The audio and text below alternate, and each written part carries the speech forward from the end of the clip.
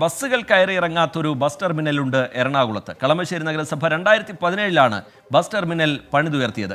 എന്നാൽ വർഷങ്ങൾ കഴിഞ്ഞിട്ടും ബസ് ടെർമിനലിലേക്ക് ബസ്സുകൾ മാത്രം കയറാറില്ല. 3 മാസങ്ങൾക്ക് മുമ്പ് ഇലക്ട്രിക് ബസ് ഹബ്ബാക്കുമെന്ന് പറഞ്ഞെങ്കിലും ആ പദ്ധതിയും എങ്ങും എത്തിയില്ല എന്ന ആക്ഷേപം ശക്തമായി ഉയരുകയാണ്.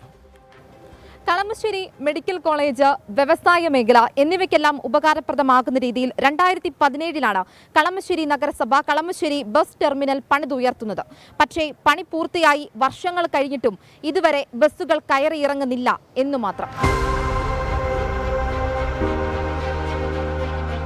2017 ഡിസംബറിൽ കിൻഫ്രയിൽ നിന്ന് ലഭിച്ച 70 സെന്റ് ഭൂമിയിൽ 4 കോടി രൂപയോളം ചെലവിട്ട് നിർമ്മിച്ച ബസ് ടെർമിനലിലേക്കാണ് 6 വർഷം കഴിഞ്ഞിട്ടും ബസ് മാത്രം കയറാത്തത്.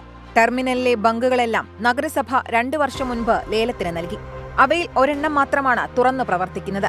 ബസ് സ്റ്റാൻഡായി അന്ന് തുറന്ന ബസ് ടെർമിനലിന് അടിസ്ഥാന സൗകര്യങ്ങൾ അന്നും ഒരുക്കിയിരുന്നില്ല.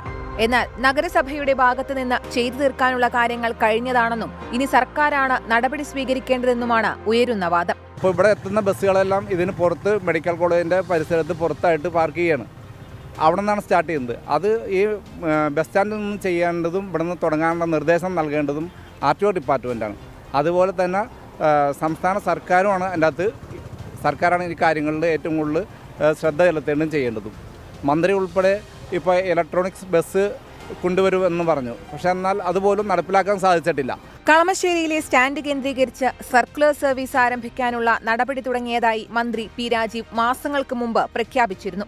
KSRTCയുടെ 15 ഇലക്ട്രിക് ബസ്സുകൾ ഉപയോഗിച്ച് സർക്കുലർ സർവീസ് തുടങ്ങുമെന്നായിരുന്നു പ്രഖ്യാപനം. ഒരു തവണ യാത്രയ്ക്ക് 10 രൂപയും ഒരു ദിവസം മുഴുവൻ പല സർവീസുകളിലായുള്ള യാത്രയ്ക്ക് 50 രൂപയുമാണ് ടിക്കറ്റ് നിരക്ക്. സർക്കുലർ സർവീസ് ആരംഭിക്കാനുള്ള സൗകര്യങ്ങൾ സ്റ്റാൻഡിൽ ഒരുക്കുന്നതിനായി KSRTC നഗരസഭയ്ക്ക് കത്ത് നൽകിയിരുന്നു. എന്നാൽ തുടർ നടപടി എന്തായി എന്ന് വേണം അറിയാൻ. ചാർജിംഗ് സ്റ്റേഷനുകൾ, വർക്ക്ഷോപ്പ്, ടിക്കറ്റ് കളക്ഷൻ സെന്റർ, ജീവനക്കാർക്കുള്ള താമസ സൗകര്യം എന്നിവയാണ് നഗരസഭ ഇനി ഒരുക്കേണ്ടത്. കോടികൾ മുടക്കി പണി കഴിപ്പിച്ച ഇടം സാമൂഹ്യ വിരുദ്ധരുടെ വിഹാരകേന്ദ്രമായി മാറിയിരിക്കുകയാണ്. കോടികൾ മുടക്കി പണിതുയർത്തുന്നവ പൊതുജനങ്ങൾക്ക് ഉപകാരപ്രദമാകുന്നില്ല എങ്കിൽ എന്തിനാണ് ഇത്തരത്തിലുള്ള പദ്ധതികൾ കൊണ്ടുവരുന്നത് എന്നാണ് ചോദ്യം. ക്യാമറമാൻ സച്ചിനൊപ്പം അൻമരിയ സനി, 24 കൊച്ചി. ലോകത്തെവിടെയായാലും ഏത് സമയത്തും 24 വാർത്തകളും ഓഗ്മെന്റഡ് റിയാലിറ്റി പാക്കേജുകളും എക്സ്പ്ലെയിനറുകളും വിശദമായി കാണാൻ ഞങ്ങളുടെ YouTube ചാനൽ നിങ്ങൾക്ക് സബ്സ്ക്രൈബ് ചെയ്യാം.